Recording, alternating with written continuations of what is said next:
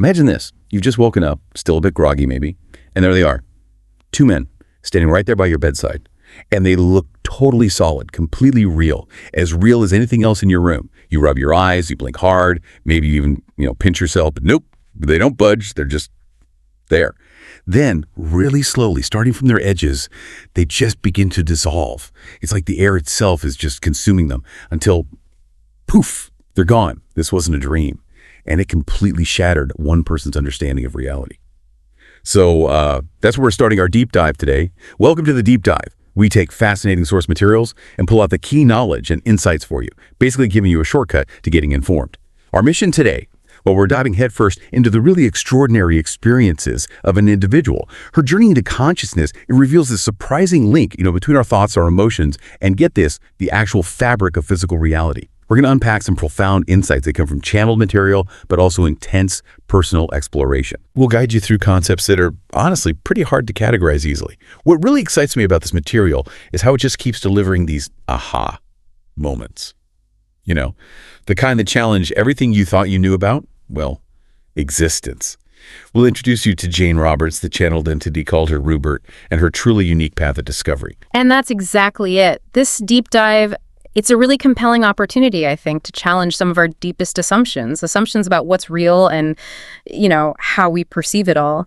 We'll be looking at how subjective experiences, when they're rigorously documented and examined like Jane's were, can be a legitimate way to expand our knowledge. It really urges all of us, you included, to think critically about, the boundaries of what we think we know. It's about opening our minds to possibilities that go way beyond the everyday. Okay, so let's set the scene a bit.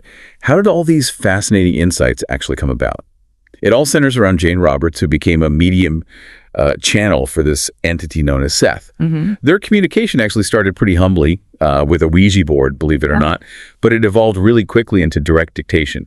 Jane could record Seth's words at this amazing, almost automatic speed. Yeah, what's really remarkable there isn't just that they communicated, but how fast and deep that connection became.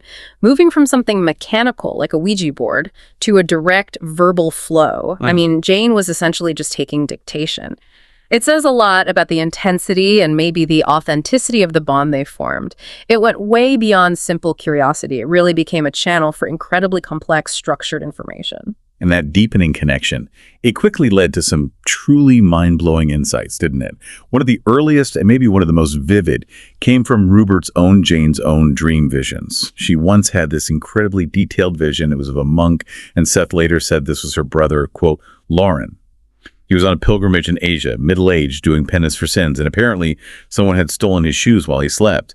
And in the vision, Rupert also saw these distant ruins of a monastery, but she initially thought they were pyramids. Right, and this is where Seth's clarification just hits you. It's an immediate aha moment that really stretches our understanding of reality. Seth explained that Lauren wasn't actually alive at the time of this vision. That one detail, it just instantly blurs the lines between what we usually call dreams, what some might think of as past lives, and maybe even other dimensions. It lays the groundwork for this concept Seth calls dream reality. It forces us to question the idea that existence is strictly linear, purely physical. It implies something much richer, a more interconnected tapestry of experience. Okay, let's try to unpack one of Seth's most foundational ideas. And honestly, it's pretty challenging. Spiritual enzymes. I'm fascinated by this. Can you help me and help everyone listening understand what exactly we're talking about here? How do these things connect to our everyday physical world? Sure. So Seth defines these spiritual enzymes as existing behind our material genes. They act almost like a spiritual gene themselves. He suggests they're the underlying force, the impetus behind the material things we see and touch in our physical plane. What's really key is Seth's method. He always tries to explain these incredibly abstract ideas using tangible examples. He makes them relatable, but they still profoundly challenge our usual scientific views. He's basically asking us to reclassify everything. Okay, so he's giving us something concrete, like a mental handle for these really abstract concepts. But does this mean everything physical has like a direct spiritual twin? Or is it more subtle than that? It's wonderfully subtle, actually. For instance, Seth says that chlorophyll, the green stuff in plants, is a spiritual enzyme. He really emphasizes it's not just green in color. It acts as a spiritual spark or impetus, and it literally sets everything else in motion inside plants. He even suggests there's a variant of this spiritual enzyme in all other plant life. The core idea here is that life isn't just chemical reactions. It's driven by this inherent conscious impetus. It suggests a deeper sort of energetic connection between everything. It means even a simple leaf has the spiritual blueprint, actively exchanging spirit and matter. That can totally reframe how we see science and maybe appreciate the aliveness of everything around us. It's the why behind the what, if that makes sense. Wow. That's a huge jump from high school biology.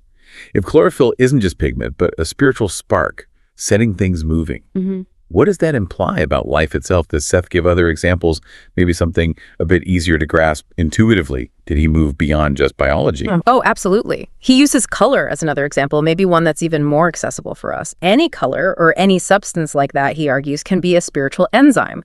Why? Because its very existence depends on an exchange between spirit and matter.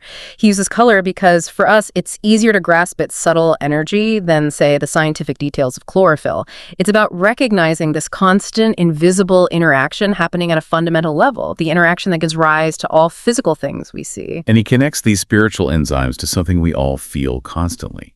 Our emotions, our feelings. How do these abstract enzymes relate to our inner world? Yeah, he describes feelings as another kind of impetus, another driving force. He really pushes us to try to classify things in new ways, because when you do that, you start to see this deep similarity between, say, the force in chlorophyll making a plant grow and our own ever-restless emotions driving our actions and experiences. To make it clear, he uses that classic analogy, steam, water, and ice. They're different forms, but they're all the same thing, right? Water. He applies this to spiritual enzymes. So a seemingly physical thing like chlorophyll can be part of a seemingly non-physical thing like an emotion or feeling. It's just taking a different form, following certain laws.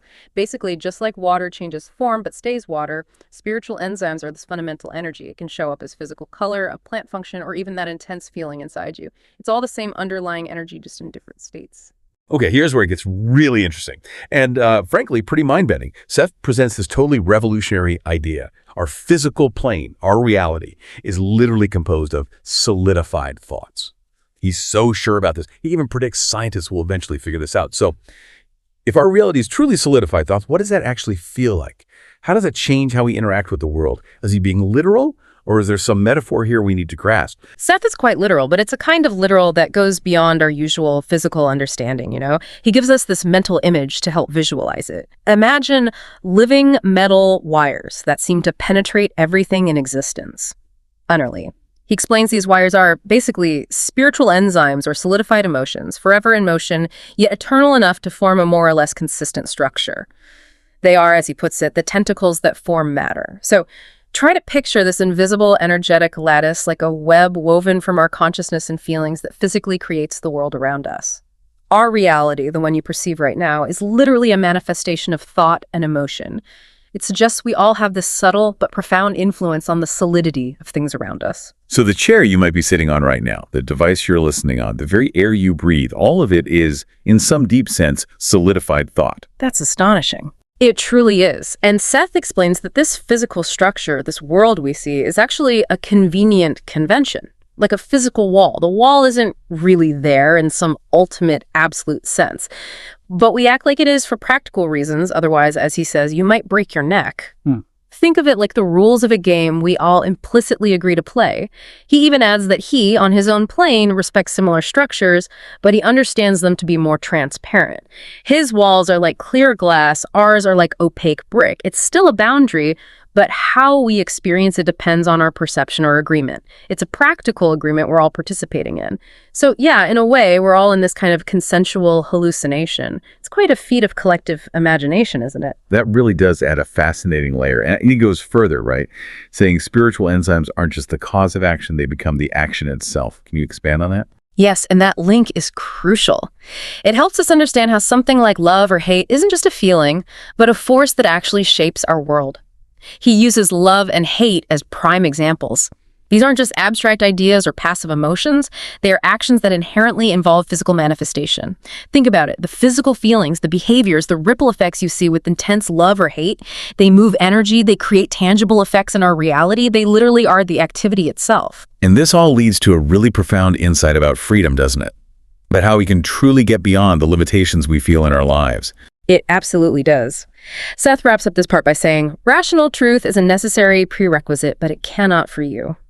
To truly transcend the limits of our specific existence, he says, emotions themselves must be changed.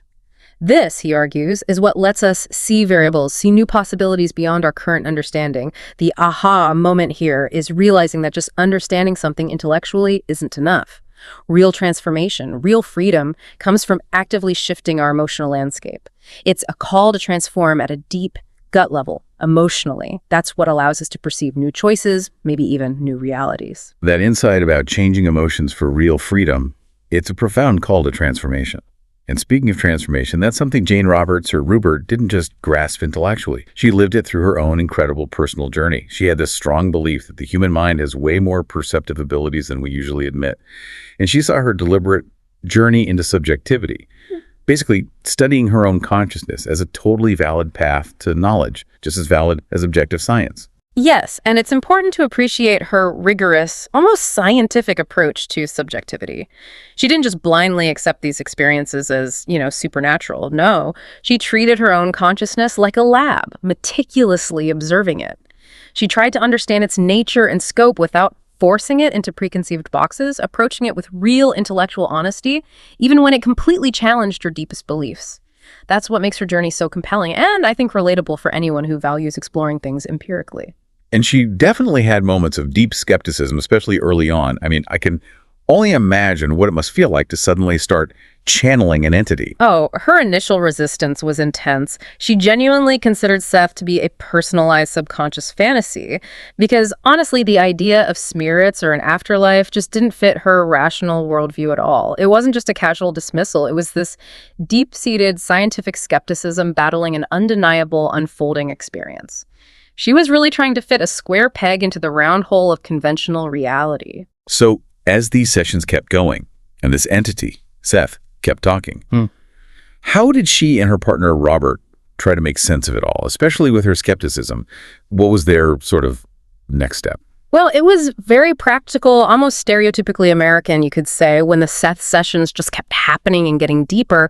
She and Robert, who Seth called Joseph, made a really grounded decision. They went to consult a psychologist, as she put it, as any sane, strong American would in that kind of situation. It was a genuine effort to either get some conventional validation or find an explanation that could maybe put their minds at ease. They really needed to rule out any kind of psychological instability. And the result of that consultation was pretty unexpected, wasn't it? I mean, here she is channeling this voice from who knows where, and the psychologist's assessment sounds almost, ironic. Exactly, the irony is thick.